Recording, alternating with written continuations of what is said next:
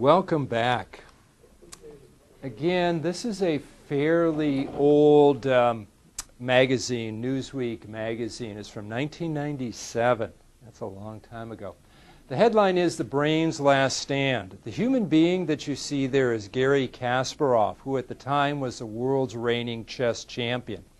In the previous year, in 1996, Kasparov played a celebrated chess match against a computer, another IBM computer with the name of Deep Blue.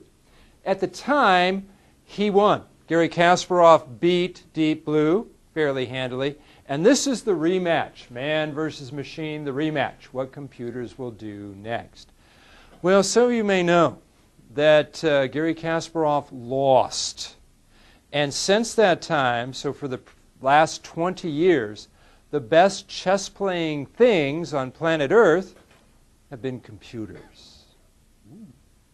That's my segue into the second field or camp of AI, and that's strong AI. It's not called strong because of the physical power of the researchers. It's called strong because of the belief that we can carry AI to this ultimate conclusion. The objective of strong AI research: create thinking machines via human equivalence.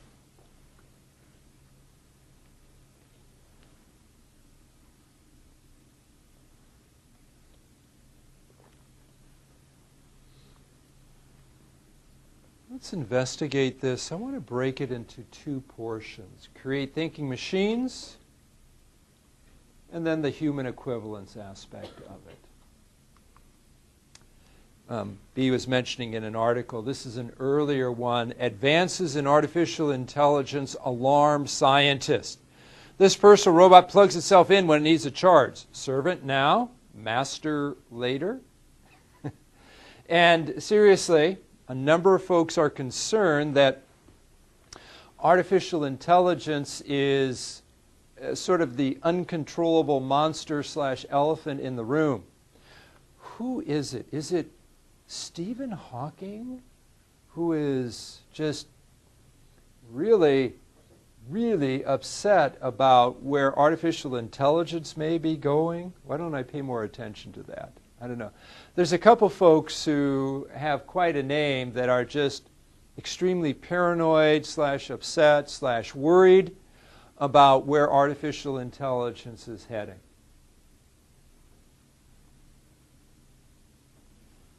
I want to break the strong AI research objective into two parts. Remember, create thinking machines via human equivalence. Let's start with this first one. Thinking machine, again, is how an AI researcher would phrase it. We'd say intelligent computer. So, question, can computers be intelligent? Now, we already established that for today, they certainly don't have human-level intelligence, and that's what I mean by intelligence, human or beyond. You'll also hear people talk about this as the singularity, which, anyway. In the world of AI, that means that's the point where humans, let's rephrase it, that's the point where machines will surpass humans in intelligence, the singularity. So this is a research question. We don't believe it's true today. But if this is our problem, what's our first step in problem solving? That's it. In IT, in a very big, broad sense, it's understand, plan, create, test. A little deeper, and we talked just one time about that system development idea, requirements and specifications and design. But in general, understand the problem is step number one. You are correct.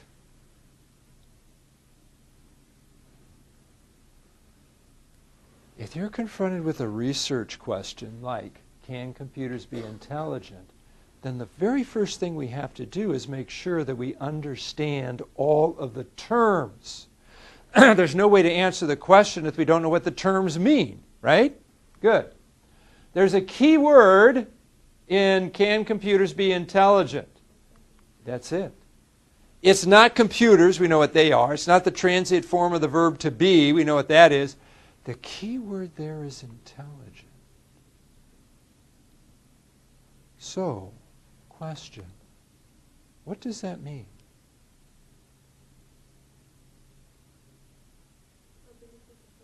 Ability to think, okay? Decision making, okay? Think, decision making, solve problems, understand,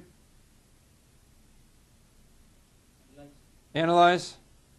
A lot of terms there. This is a very difficult question to answer. You are intelligent. I established that before. It's still true. But trying to come up with a, first of all, trying to come up with a concise definition of intelligence is hard. What you did is a very classical way of approaching the problem. You started throwing out some characteristics or attributes or activities. And this is a fairly common way to try to define intelligence. And what many people do, so imagine that I kept track on a list here, which I did not. But one thing we could do is just come up with a list of all these attributes, characteristics, activities, and then somehow rank them. And that's what many people do. When you take a look at, oh, this is a Far Sight cartoon. This is hilarious. Unbeknownst to most ornithologists, the dodo was actually a very advanced species, living alone quite peacefully until, in the 17th century, is annihilated by men, rats, and dogs, as usual. See, there's the dodo, one solving Rubik's Cube, the other's doing calculus, the other's reading a book. Okay, maybe that's not exactly what happened.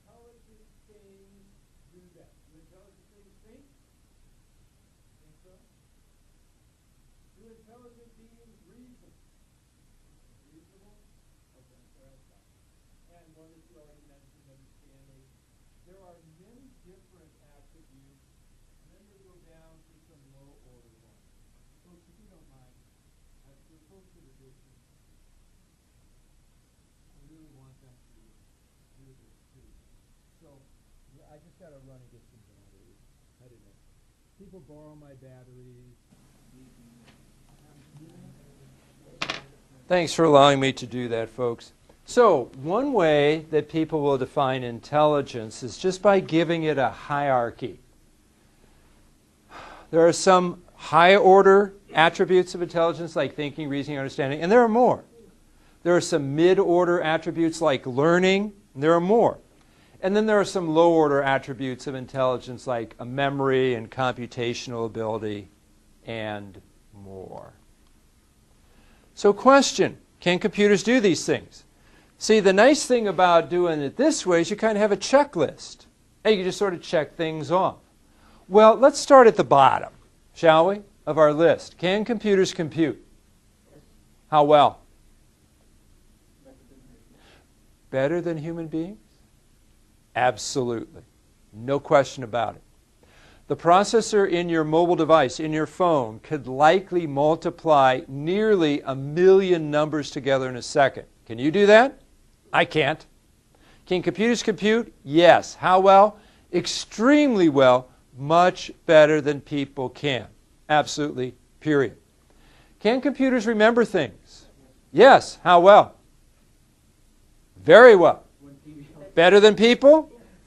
I guess we'll discover that for those of us on campus in a little bit, right? You know, there are some people that would say human beings do store, do quote, remember every experience that they've ever had. I do subscribe to that.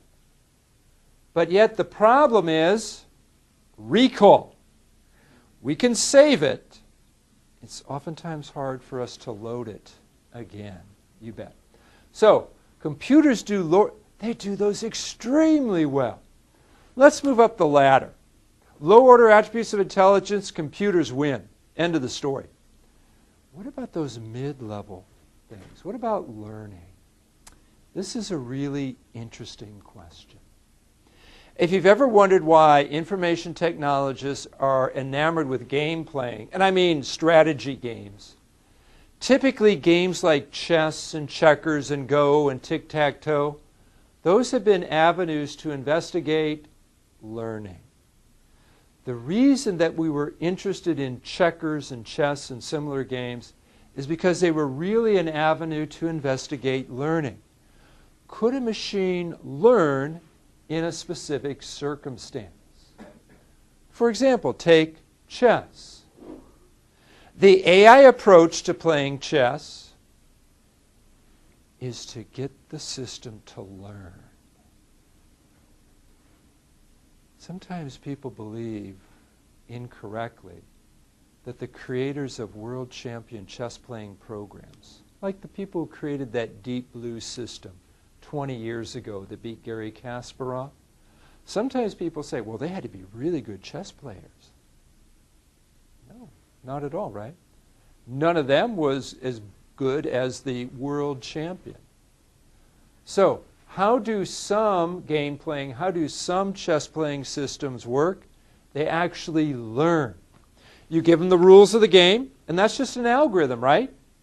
You give them the classical opening and closing moves, and then what you do is you have them play a lot of games and get the system itself to learn to play better chess over time. This is usually identified, this learning aspect is oftentimes identified as heuristical processing.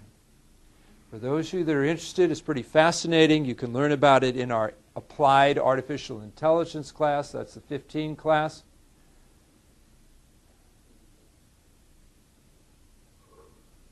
When the system is initially created and run, it doesn't play chess very well. But over time, playing number of games, it does learn to play better chess. This is just a statement of fact. They do.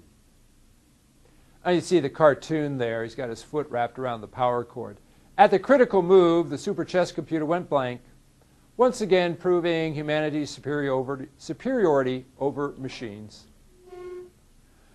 What's actually kind of funny about that is in this match between Garry Kasparov and Deep Blue did have a blue screen of death.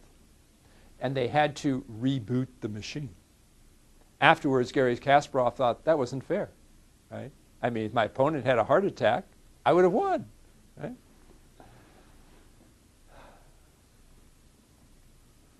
Chess champion loses match to computer. This is old news today. World chess champion Vladimir Kramnik lost the 6-2 Deep Fritz. What makes this news story interesting is this. Deep Fritz is an app that you can go and license for $30 and run on your iPad. And with that combination, you'd have the most powerful chess playing thing on the planet. You could beat any human being. With a $1,000 piece of hardware and a $30 software package, you can beat the world chess champion. That's amazing. Powerful. Yeah, not powerful at all. Okay. Here you go. Vladimir didn't know what hit him. Right? Today, the world chess, what's it called? The governing body for chess, and there may be more than one, actually has two different categories now. We have the humans and we have the computers. And they do play each other, but the computers usually win. Now, 20 years ago, Deep Blue, so here's Garry Kasparov and here's Deep Blue. It wasn't a personal computer. It was a 2-ton supercomputer. Deep Blue wasn't exactly an AI machine, though. It had a different approach. Deep Blue wasn't thinking. It was just the fastest computer on planet Earth. What Deep Blue used was not technically an AI approach. Deep Blue used something called a brute force approach.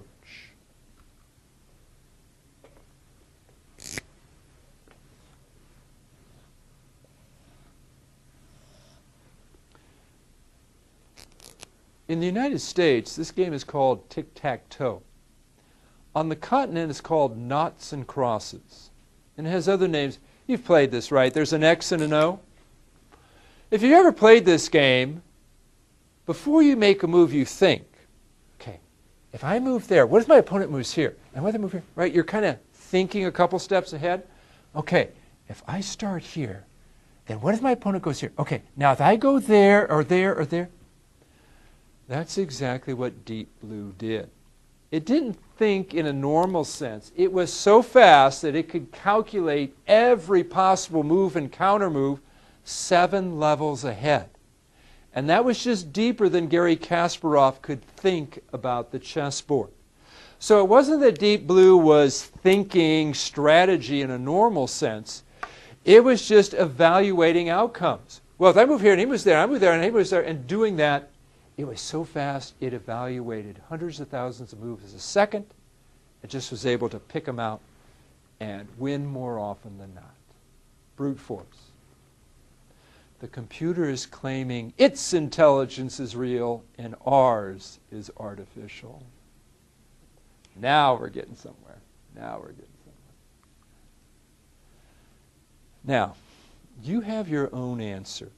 I want to share with you my answer to the question, can computers be intelligent? My answer is, I don't know. You're saying, what a letdown. Let me make sure you understand why I don't know. I don't know because I really don't know what intelligent means. You're saying, wait a minute, we defined it. No, we didn't. Right? You did a trick, I did a trick, common teacher trick. We just had other words there. So rather than one word, we had 20 words. What does thinking mean? What does understanding mean? What does analyze mean? We didn't solve that problem at all. If you can really tell me what intelligent means, then maybe I can answer the question. Now, I should answer the question. So I just want you to know, here's my gut reaction. It's a heuristic. But you know, I'm about 97.5% sure of my answer. My reaction is yes. Question, can computers be intelligent? If you asked me yes or no, I'm going to say yes. Now, I know that sometimes surprises people. Not sure why exactly. But why do I say yes? Well, first of all, computers appear intelligent. They have about 75% of the population fooled into believing that they are intelligent. Maybe there's a little difference between being intelligent and appearing intelligent. Right? Maybe you wouldn't have to be intelligent to be in this class. Maybe you just have to appear intelligent. Maybe I can't tell the difference. But you know, there's another deeper reason. And that's because human beings are really, really creative. I guess what I'm saying is I'm not willing to bet against human creativity and human ingenuity. You know, every generation believes that this is the pinnacle of technological development. Somehow it keeps going forward, doesn't it? Let me share a story with you. Maybe we shouldn't have let the intern write the motivation algorithm. Yeah, but you have to admit it truly is lifelike. Not studying, just laying on the couch, drinking oil and eating microchips. Bill Gates tells a story. You know who Bill Gates is, right? He's former CEO, founder of Microsoft Corporation, the richest person on planet Earth. In one of the books, he tells a story. I'm calling it a pseudo-story because I'm convinced it's not true, but you may have heard this story anyway. It's about the head of the patent office in the 1890s. Oops, I got to tell you what he said. Bill Gates claims that the head of, patent office? That's where people with new ideas and new inventions go to get protection. I've got a new idea, I got a new invention, I'll get it patented so I'm protected so nobody else can use that idea for a number of years. So new ideas. The head of the patent office supposedly said 120 years ago, let's close shop. And when asked why, he responded with, everything that could possibly ever be invented has already been invented.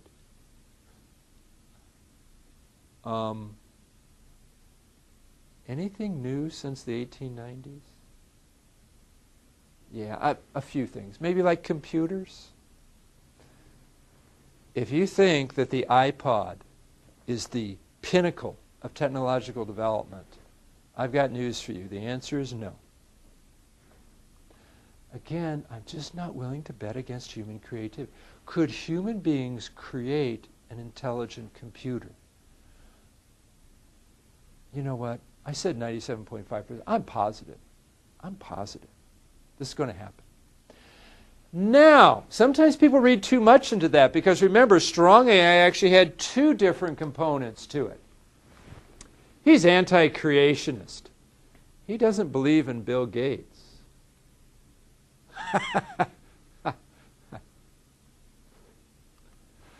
Don't forget, there's another aspect of that strong AI research question. And that is human equivalence. If you're wondering why the strange thing, this is the title of an AP Wire story dated 1987. How long years ago? That's so long ago I can't even count how many years ago that was. This Wire story, this is the first popular level account of strong AI research that I could easily find. And it was entitled, Will You Live On in the Mind of a Computer? They say they'll never be able to make us think like they do. Whew, that's a load off my mind. The article focuses on this individual, Professor Hans Moravec, at the time the director of the Mobile Robot Laboratory at Carnegie Mellon University. The article begins this way. If you could survive beyond the next 50 years or so, you may not have to die at all, at least not entirely. That is one vision of the future being fashioned on the frontiers of robotics and AI research, where many of the nation's experts are now talking in terms once reserved for the wildest science fiction. Then it goes on to tell you a little bit about Hans Moravec and what he's up to. And Dr. Moravec says, in the near future, we'll be able to transfer the contents of a person's mind into a powerful computer and in the process make him, or at least his living essence, virtually immortal. The things we are building are our children, the next generation, Moravec says. This article interviewed a number of other people, including Gerald Sussman, who is still a big name in AI. And when queried about this, Dr. Sussman agreed that computerized immortality isn't very long from now. He went on to say that he was likely the last generation to die, and many of his students would outlast him by a wide margin. That's interesting. The idea, of course, is to capture the essence of you, maybe by mapping the neuronic contents of your mind, and then downloading you into a powerful computer system such that that thing is now you. Please help. Lost my job to a human. This human equivalence idea. Will computers be human equivalents? Will we be able to capture the essence of you and download you into a powerful computer? Let's investigate that. So here's the second aspect of the strong AI research question. Will computers be human equivalent? As before, we know what the first step is, and that's to understand the problem. So we better ensure that we understand all those words. It's not computers, and it's not equivalent. It's human. all of a sudden, hopefully you can see how all this stuff about worldviews and people is converging here. The key word is human. Just like the article said, will you live on in the mind of a computer? Well, the answer to that question depends upon your definition of people. And your definition of people depends upon a worldview. When you read through that original article or any today, you're going to find that most people there have a very humanistic, naturalistic worldview. Oh, before I share that totally with you, did you catch what the goal is? Yeah? Create thinking machines via human equipment. Why? Why did they want to download you into a computer? If you can survive the next 50 years or so, you may not have to die at all. Sussman agreed that computerized immortality for people isn't very long from now. The goal is absolutely eternal life. Sometimes when I state that, people say, well, that sounds religious. I can't help it. Eternal life and immortality and living forever, those are all equivalent ideas. And that is absolutely the goal of strong AI research. Will you live on in the mind of a machine?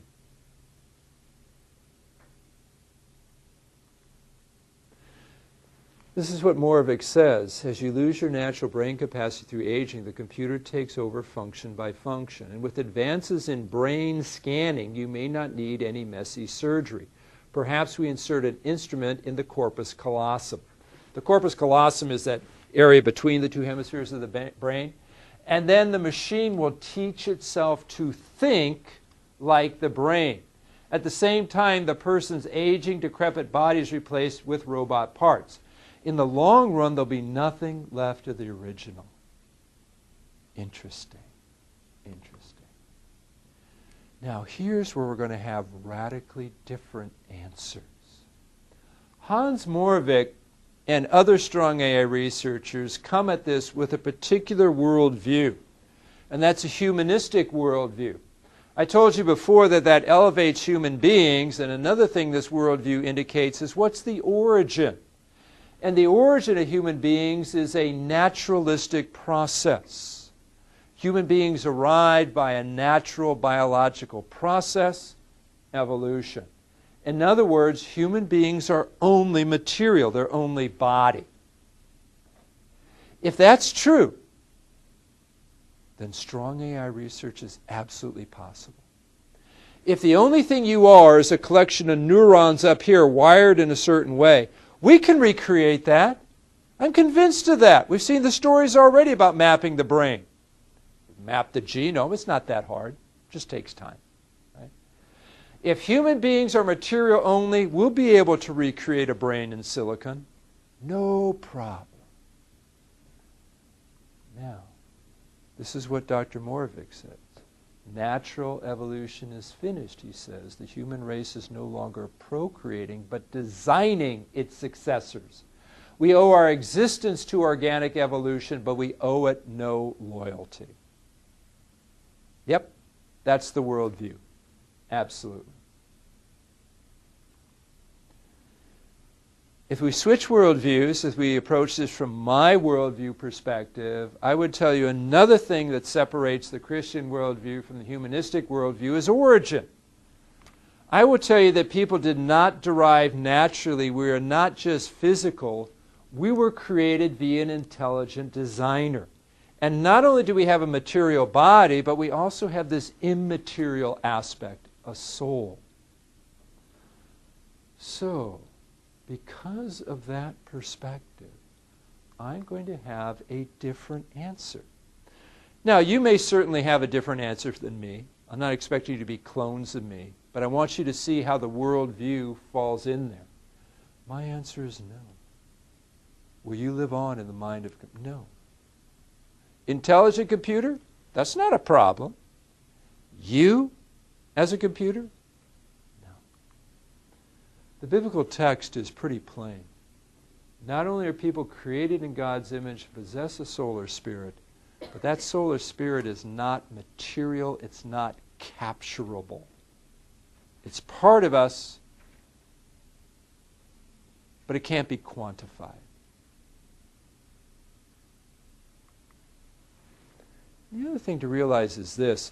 I know sometimes when I say that there'll be intelligent computers, people automatically assume that then they'll be like people. But that's not true. There's more to people than just raw intelligence, right? And by the way, there's lots of things that are intelligent. I have 2 dogs. When I talk to them, they know exactly what I'm saying. My collie will do it, my Westie won't. It's not that she doesn't understand, she just won't do it.